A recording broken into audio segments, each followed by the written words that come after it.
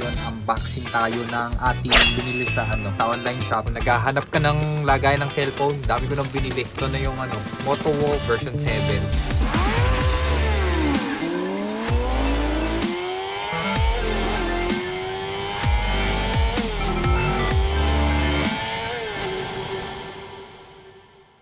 Kwento kasi dito, dami-dami ko nang binili. Nagtitipid ako ng lagayan ng cellphone. So sa pagtitipid ko, may mga nakikita akong tinipid na parts dun sa mga una nating cellphone holder tulad ng Mokoto. May ang bilis na sira nung parang sandalbar clamp. Tapos yung isa naman yung sa may head mismo nung pinagsasakloban. Gumagalaw yung mismong head.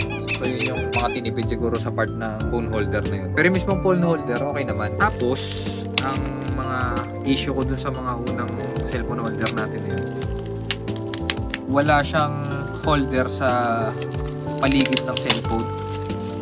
So ang meron lang sa kanya yung tagiliran saka yung ilalim.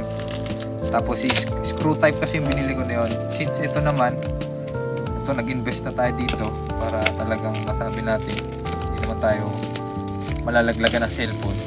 O kaya hindi tayo makakamba na malaglag ang cellphone natin. Nag-invest na ako dito sa MotoWolf na ganito. Bakit ko ba siya napili? Kasi premium Talagang pagbukas mo pa lang, talagang mapapawaw ka na. So ayan premium siya Ang laki ng box niya. Kasi box pa lang ulam na. Ang laki. Suwatin natin. Ay, wala kang pasukat dito. Sa isang dangkal. Tsaka ang lapad Lapad na ito. Kapal. So ngayon, kulit ko no? Tikot-tikot.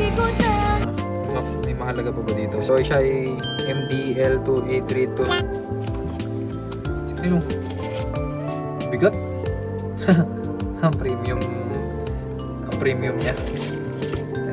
Tabi muna natin to no. Malaki kasi buo na siya na lumabas. Kasi yung iba simple lang talaga yung mga version 1, version 2 na nabili ko.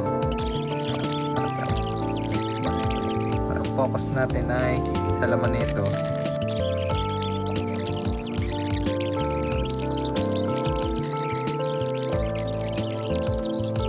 So ito pala ang ilalagay natin sa mismong handlebar. Plastic lang siya. Hindi ko alam kung ano material niya. Kung anong klaseng plastic siya. Wala siyang indication sa plastic. Ito, hindi ko alam kung stainless steel to. Thread nito, hindi ko alam kung anong thread niyan.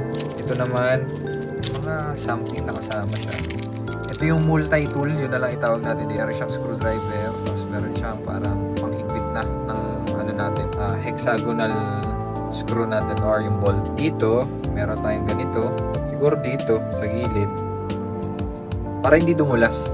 Siyempre pag plastic yun, dudulas yun kagad-agad sa smooth na metal. Meron tayong dalawang ganito, pangtakip yan sa head nitong U-bolt na to. Pantakip lang para hindi siguro mga lawang or pagsimula ng kalawang yung mga maliliit na parts dito. Next naman ay meron tayong washer, tapos meron ding locking nut yata ang tawag dito. Basta yung may kulay blue. Ganyan, hindi ko sure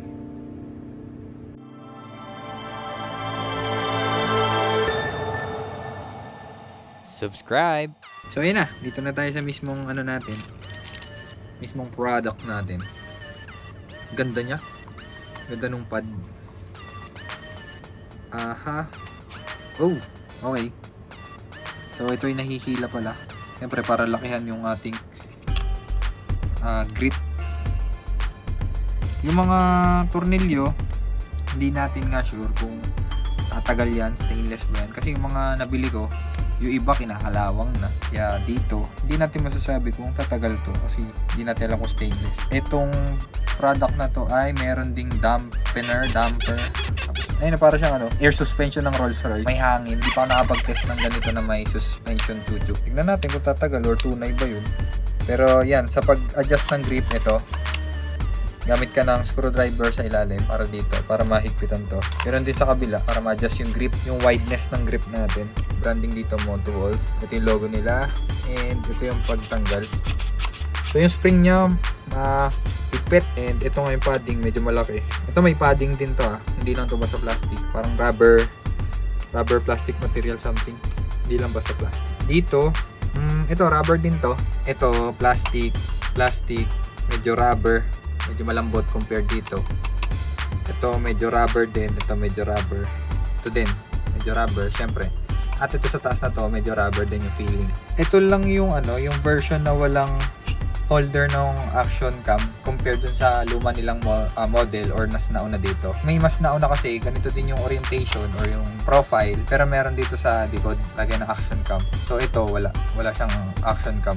Tanggalin natin to. So hindi siya natatanggal. Okay, sagad niya na to. Pwede mo sigurong pilitin, pero yung luma kong cellphone holder dito nagka-problema. Lumuwag yan. So tumatalbog. Ayan, dito maluwag to kaya gumagano pa rin. Kahit anong higpit ko dito sa part na to, ayan, dito maluwag. Kahit lagyan ko ng mighty band doon, hindi pa rin umubra sa part na ganito yun. So titingnan natin kung tatagal to. Hindi spring loaded to, so hindi siya bumubuka dahil sa spring. Ano lang talaga siya, tornilyo lang talaga siya. Hindi katulad ng iba na may nakita ko kasi na kaya bumubuka tong part na to, dalawa may spring sa gitna.